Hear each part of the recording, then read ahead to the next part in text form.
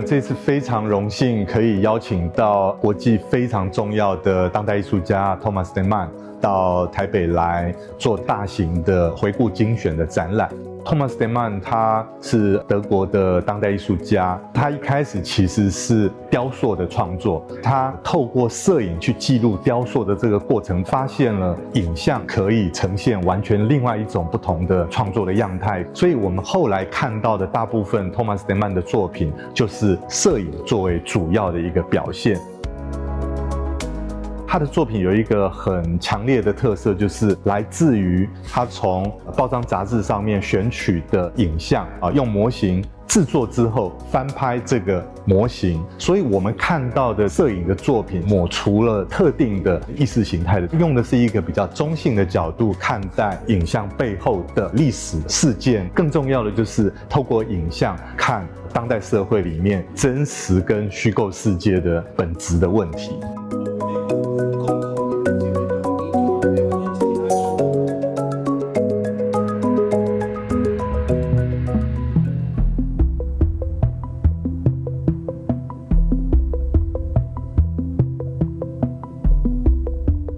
The title, The Stutter of History, I came up with this idea, or the title, by thinking about Thomas's work and its relationship to the world. Thomas begins by taking a photograph that he finds of something in the world, a historical event or otherwise. He reconstructs the image in a three-dimensional form on a one-to-one scale, and then he photographs it again, creating the work you see here. Those gaps between the world and representation, each step forms a kind of another layer or a stutter, as I think of it, of history, of these moments of historical reference that are in the work. When you have a conversation with somebody who stutters, you have to let him finish the sentence, otherwise the stuttering gets more and more. The work I'm doing here is kind of like finishing the sentence. The other interpretation I had is there is a relatively prominent historian who points the finger on the fact that when we talk about history, we're always talking about one event and another event, and the historian fills the gap between the two. And that filling in is, so to say, a stutter for me. At every venue, and what I've learned to experience working with Thomas on the exhibition is that a very big part of his practice is the exhibition design. It's very much when you're walking through an exhibition, you're not just looking at a photograph and a photograph and a photograph. You're walking through spaces with dialogues between works, including the wallpaper, which he creates and then uses as another kind of architectural element to give the exhibition a rhythm, a different mood from room to room. So in this particular set of galleries, which basically have a circular path, you can go in one door and then all the way back through.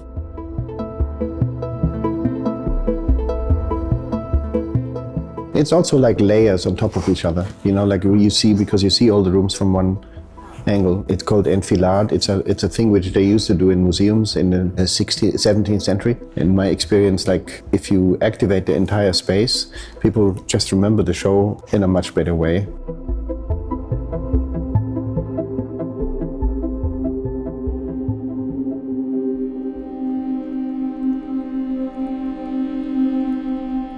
There's a number of early works by Thomas in that chronologically early, and then Pegboard is one of them, and it's a very different kind of work. It comes across as this abstract grid of dots, of holes. And when it's next to a more historically inflected work, it resonates in this kind of very interesting way. It kind of grounds the room, pulls the room together in a very strange way. It's also a bit of a, speaking of stutter, it's a bit of a break from those other works, and it makes you pause after sort of going into the stories of the other ones.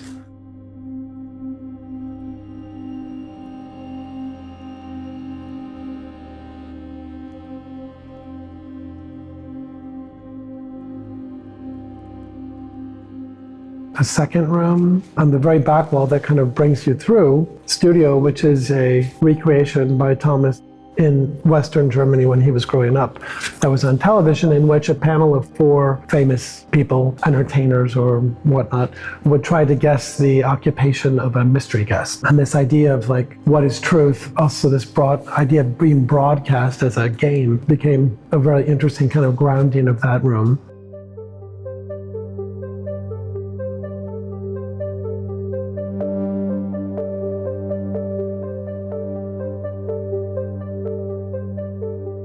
Control room, which is a creation of an image taken on a cell phone by emergency workers at the Fukushima power plant as they were trying to keep it from melting down. Thomas has before said, you know, you're not looking at a disaster, but an image of disaster, which he means the way in which our culture circulates images of disaster as a rhetoric within news media is very strong. This image also speaks to the hubris of humanity's attempt to control natural forces.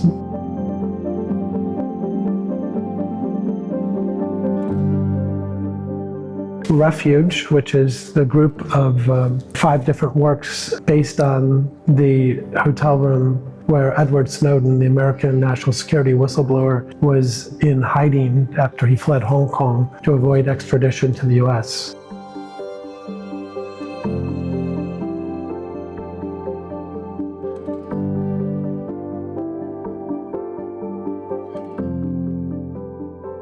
I think maybe the studio then is kind of one which is draws your attention because it's kind of, it brings a different tone in from this sheer size. I mean, you shouldn't forget that you don't see photographs in that size very often. And with the bright paper cutouts on the floor, they kind of remind you of some things you might have seen somewhere else, and that leads to the idea that it's a studio of an artist. And then you have this sheer beauty of the clearing next to it, where it's a very romantic picture. The works correspond very subtly, I think, to each other. They have a conversation, and if you have too many conversations in one room, you don't understand a single word. So you have to be very careful in some kind of more muted works to combine them with more eloquent works.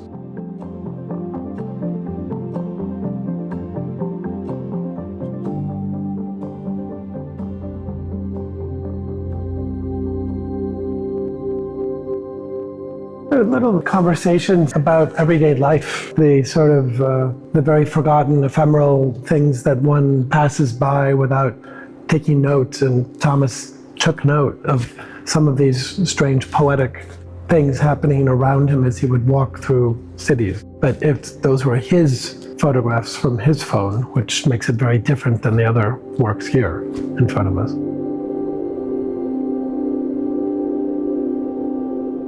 Grotto and Pond, these 2 very large-scale works. Grotto, Thomas's recreation of an ideal version of an underground cave based on research looking at hundreds and hundreds of tourist postcards from grottos around the world. Pond, referencing Monet's Givenchy and the water lilies. These 2 things, one touching on this idea of the sublime and the power of nature, but also the power of human sort of tourism and that kind of engagement with caves. On the other hand, the kind of reference to the way in which in the 19th century nature became this painterly preoccupation, impressionist and post-impressionist.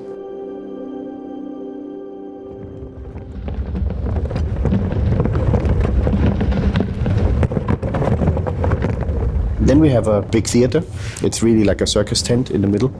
We have an animation called Pacific Sun, and that is depicting a large ship going from Tasmania to Sydney, which got in a storm. That footage of that ship from the inside, we recreated completely like a choreography, and then we did a stop motion movie, which took me 3 years to make the whole thing as it is. But it's also about the beauty. It's a little bit about the hybris of of the human kind to kind of actually control nature, because I'm trying to control the complexity of the movement there. But of course, it's also about chaos and the transition from order as we know it to complete chaos and disarray. There are 2 videos in the show. One is also at the exit. Both are based on little clips I found on the internet.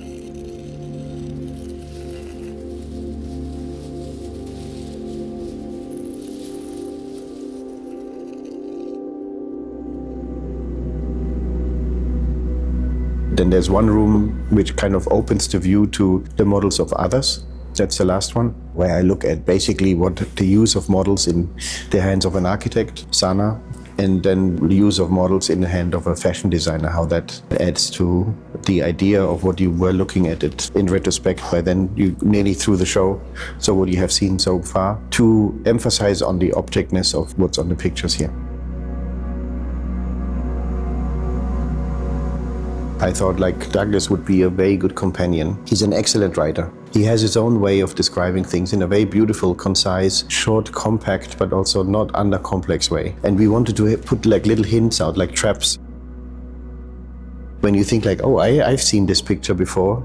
Oh, maybe I should know this picture too. So, and we wanted to give hints without like lots of writing, but like a help, like a little staircase to get into the picture, basically.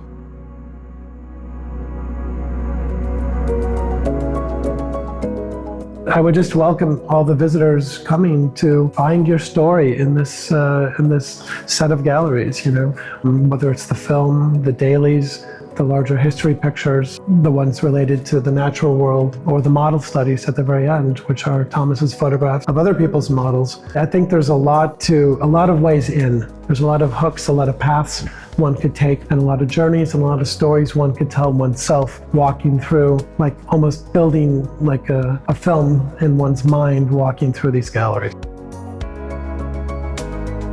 I would be very glad if people come with their families and the kids kind of realize, oh, this is paper, I can do that, or I did this already, or like, oh, look at this, that's how the world looks like when you build it out of paper, and how like somebody from Germany who does this work has something in common with people in Taipei, which kind of step into a museum, you know, like that we all connected through pictures, we all use them very much, we read them, we understand our world through pictures. Photography is very helpful in creating reality as well, constructing identities, constructing memories a lot, look behind things.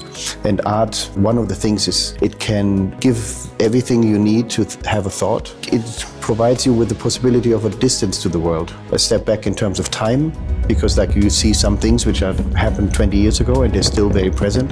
I think art can also probably open the window sometimes and enable you to look at it from a different viewpoint. Fun, intelligence, and distance. If that would be three things, I would be very glad if I could help create in the visitor's mind.